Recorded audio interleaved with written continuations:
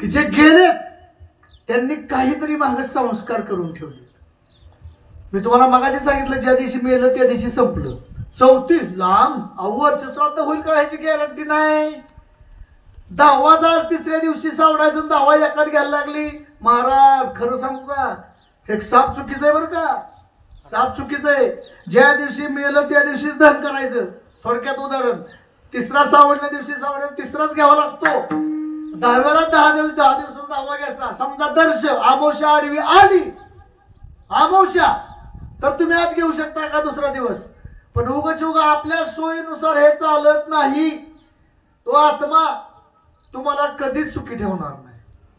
10व्या दिवशी ती कावळा यायचा आणि तुम्ही तिसऱ्या दिवशी त्याचं घालून टाकलं. 10व्या दिवशी काहीतरी खायचं, कापड का तिथली कागद खायची.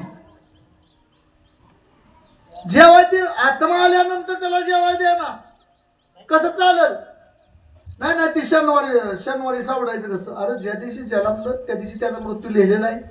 ज्या दिवशी मृत्यूची घटका आली ती आलीच. आपण तो दिवस तर बदलू शकत नाही. मग दुसरा दिवस तुम्ही का बदलता. शास्त्रामध्ये ते चालत नाही. आता लोक करतात. आम्ही सांगायला गेलं महाराज ते कीर्तनात सांगा. आता उघड तुम्हाला बोलून जातो.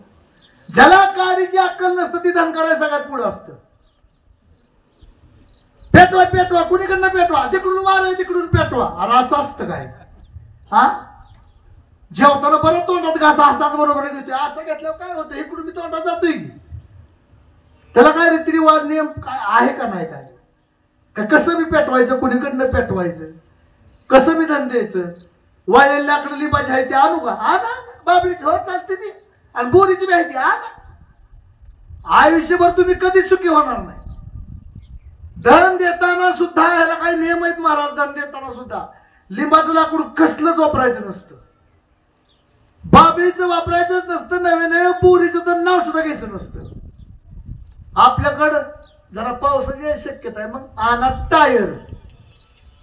टायर घालू घालू पेटवते ती महाराज. आपल्याला कोण विचार करत नाही का, असं पेटत नाही काय. टायर घाला खाली. जेवढा त्या देहाला चटका बसतो, जेवढा चटका बसतो, जेवढा त्या देहाला भडका होतो शरीराचा, तेवढा तुम्हाला ते शब्द येतो. त्यासाठी सांगितलं तूप वापरायला सांगितलं. तूप. आता महाराज वारकऱ्याच्या पंक्तीला तूप मिळाला आणि पेटवाय तूप कुठं आणायचं. आणि मग म्हणले चंदनाच्या लाकडामध्ये पेटवायला सांगितलं. आता नुसतं चंदनाचं नाव घेतलं तर पोलीस स्टेशन थरथर कापतंय माणसं. कुठनं तरी कुणीतरी सांगा फक्त पोलीस स्टेशनला बोबडे महाराज घरी चंदनाचं लाकूड एवढं गावले. वकील असला काय असला काय, बोलणारा बोलच आहे तिथं. मग चंदनाचं म्हणले लाकूड कुठनं आणायचं. अहो राहू द्या ना, गौऱ्या तरी मिळतील ना, गौऱ्या तरी. मग त्या गौऱ्यामध्ये जायला सांगितलं आपल्याला. पहिलं लाकडं नको. वैराग्याच्या शेण्या लागल्या शरीरा, ज्ञानाग्नी लागला ब्रह्मद्वेषी. वैराग्याच्या शेण्या. हो त्या गौऱ्या वापरा.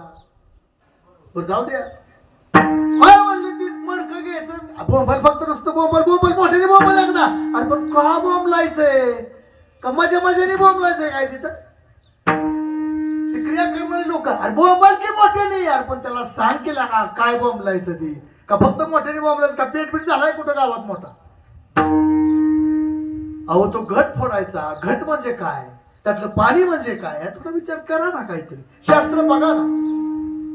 खांद्यावरती मडकं घेतो आपण, त्याच्यामध्ये पाणी आहे. मग त्याला प्रदक्षिणा घालायचं. कशा मारायच्या प्रदक्षिणा आशा. खरंय का महाराज ते कशा सांगितलेत आपल्याला, कशा सांगितले ते महाराजांनी सांगितलं. आता खरं सांगा, उलटी असतात का सव्वाची असतात. सव्य का अपसव्य असतात. काय त्याला असतं, उताराने फिरा. उताराने फिरतात काय, जसा उतार आहे तसा. अहो त्याला उलट्या सांगितले ते अपसव्य मारायच्या. पण काय नाही, देवाला प्रदक्षिणा मारला की गोल गोल फिरतो लगेच. असं नाही चाललं. बरं 3 वेळा फिरल्यानंतर आपण तोंड एकीकडे करायचं, मागं मडकं टाकायचं आणि बोंबलायचं. बरं काय बोंबलायचं मग ती उगा बोंबलायचं म्हणून बोंबलायचं तसं नाही महाराज. ते मडकं आहे ना, मडकं म्हणजे हा देह. या देहातून आत्मा निघून गेला म्हणजे पाणी. म्हणजे त्यातला आत्मा आहे तो निघून गेला म्हणून ते माग फोडायचंय आणि फोडल्यानंतर बोंब मारायचे. पण कुठली बोंब मारायची, कशासाठी बोंब मारायची, बोंब बोलताना काय म्हणायचे? ही जी तुमचा देह आहे ते तुम्हाला कोणतं तुम्ही उसना आणलाय की नाही? उसना कुणाकडून आणलाय? पृथ्वी, आप, तेज, वायू, आकाश, पंचतत्वाचा पतंग केला. ही 5 तत्व आहेत महाराज. आणि हे 5 तत्व ज्यांच्याकडनं आपण हा देह मिळाला आपल्याला, तर ते बोंबलणाऱ्यांनी सांगावं लागतं. कारण ते मेलेल्याला सांगता येत नाही. मी मरलोय आता तुला कोण बोलतोय नेमकं? थोडे वेळ 10-5 मिनिटं परत तुमचा दिवस आहे का? 10-5 मिनिटं फक्त ते सांगावं लागतं. पृथ्वी, आप, तेज, वायू, आकाश. माझा बाप गेलेला आहे, माझा मुलगा गेलेला आहे, माझी पत्नी गेली, माझी मुलगी गेली, माझी आजी गेली. कोण जे गेलं असेल ते, जे तुमच्याकडनं घेतलंय ते तुमचं तुम्ही घेऊन जावा.